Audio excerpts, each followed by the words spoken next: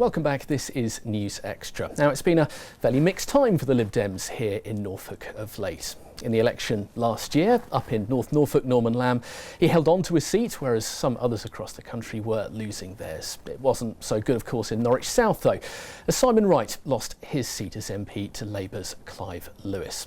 The Lib Dems were, of course, very pro-European during the EU referendum, but could that stance win them back support in a future election? And could they once again find themselves with a second MP here in Norfolk? Well, tonight I'm joined by Tim Farron, the leader of the Liberal Democrats. Good evening, Tim. Good evening, thanks for having us. Now, when you're going around the country, I guess Europe is coming up an awful lot. I know you're doing a question-answer session here in Norfolk. Is it a subject that people are still talking about for you?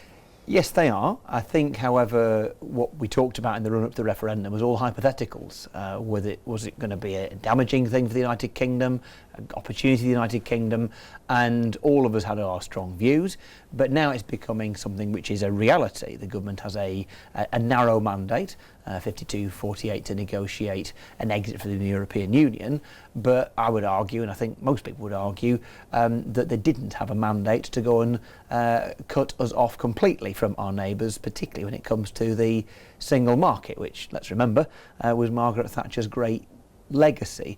And the impact, I suppose, of leaving the single market begins to have sort of pretty big day-to-day bread and butter consequences for us. So the prices of the petrol pumps already going up and likely to go up by another 5p in the next few days. The prices on the shop shelves, supermarket shelves, going up, and what it might mean for orders and indeed the future of businesses large and small across the UK. So those things become more serious and more live as people see that, you know, the phony war is beginning to end and something a lot more tangible is beginning to happen. Well, because Norwich as a city itself was a Remain city, Norfolk as large voted to leave. Looking at that, does that give you hope that the Lib Dems can make progress if you continue with a very pro-European stance in the city and winning votes back there? Well, first of all, trying to kind of relive the referendum would be a foolish thing to do, and it would be to let the British people down, because there are new challenges as a result of the referendum, and indeed other things like the attempt to go very much backwards towards selective secondary education and to underfund the National Health Service and so on. Those are challenges that the government needs to be held to account for, and the Labour Party clearly aren't doing that at the moment. So we need to step into that space and be the decent, strong opposition. But of course, the fact that the Liberal Democrats were bold and principled, stuck to our guns through the referendum, didn't go in for Project Fear, but actually talked about Project Hope, about how being part of the biggest market on the planet and the most successful peace process in probably modern history were good things. But having lost the referendum, that belief that Britain should still be an outward-looking, decent, tolerant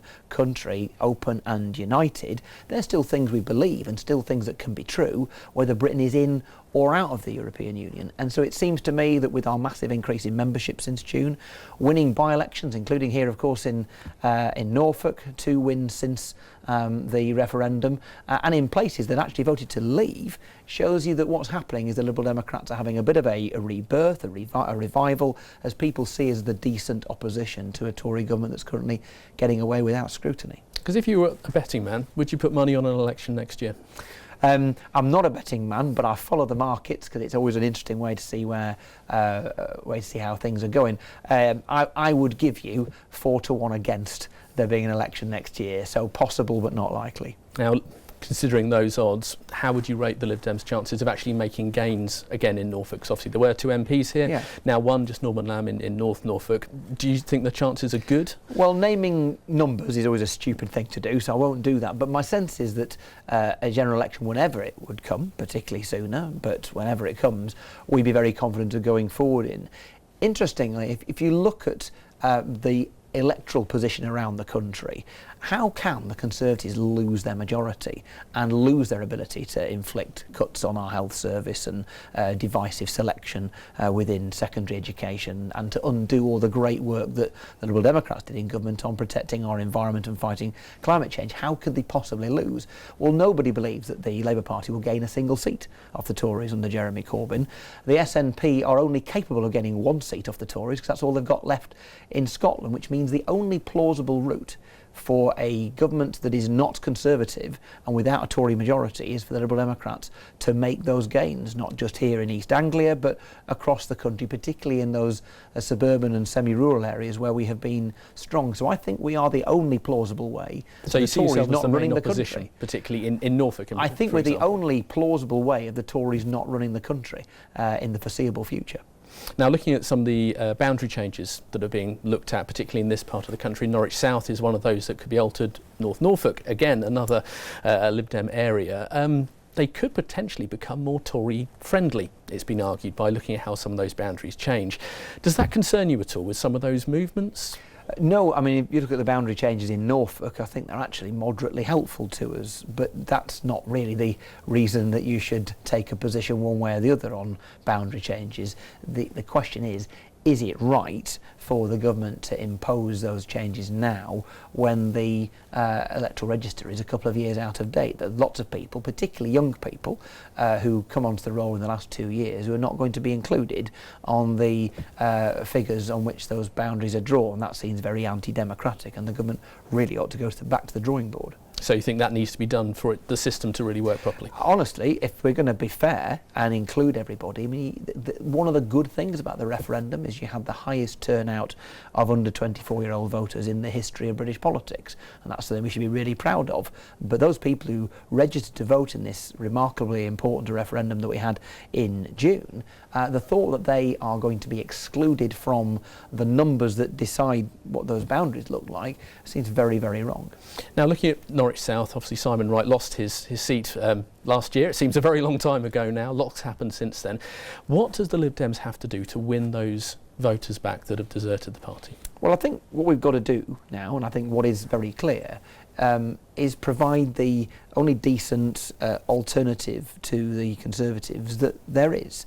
The reality is the SNP can't gain more than a handful of seats, 2 or 3 more seats than they've already got. So they're out of the picture in terms of being a national force. They don't stand in more than 7.5% of the seats in the United Kingdom.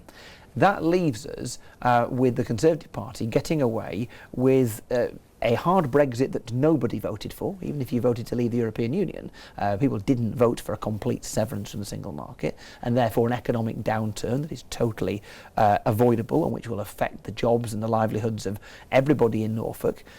They're also, of course, taking away money from our National Health Service and forcing divisive selection on secondary education, and there needs to be a decent opposition to that. And in the absence of a proper Labour Party in opposition, they're merely interested in fighting amongst themselves, then the Liberal Democrats step into that space, and that gives us the great opportunity to go forward. It's why, over the last, 3 months, the Liberal Democrats have made a staggering 19 gains in council by-elections around the country. When I say that's staggering, remember the party that's done second best has made 1 gain since June.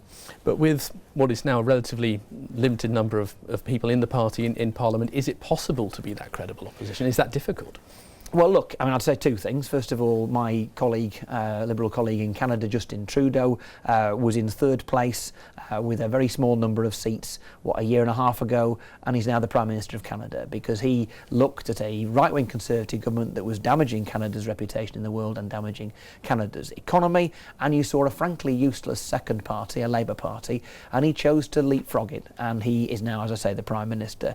Let's look more close to home and see that just 2 years ago the SNP had just 6 seats, and now Scotland, sadly in my view, is a one-party state. It just shows you how quickly and dramatically things can change when there is a need for something better, and we intend to be that thing that is better. And you feel that people will respond to that, even though that the party is in the weakened state of You've got to be ambitious. I mean, let's remember our party membership over the last year, particularly since the referendum, has rocketed in size. We are now bigger than we've been at any time this century, bigger even than we were at the height or even the depths of the Iraq War that Charles Kennedy led us through so nobly, fighting against that war.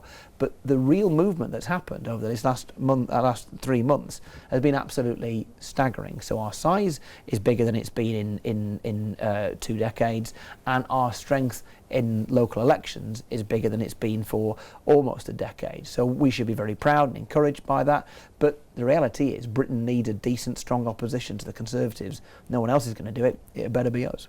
A confident way to end. Tim, thank you very much indeed. That is all the time we have for this evening as ever. You can always join the conversation on Twitter. We are @MustardTV. The hashtag is NewsExtra. My thanks to Tim Farron and to you for watching. Have a very good night.